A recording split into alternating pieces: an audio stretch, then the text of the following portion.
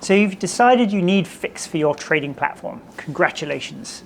So what do you need to build to support it and to roll it out to customers? The Fix protocol is quite specialist, so you need somebody who's been through this before. Now you might be lucky and you might have somebody on staff already, but if you're a startup, you probably don't. So what is it that you do? This is the point at which we typically meet firms for our Launchpad service. They know that they need Fix, but they don't really know where to start.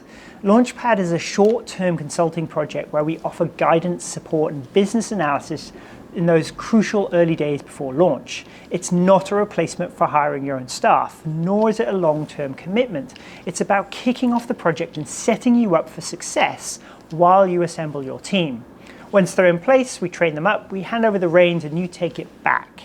So what does this process look like? Well, this mini video series presents the high-level journey we like to take firms on when helping them implement a new Fix API. In the first episode, coming up next, we'll talk about the initial discovery phase.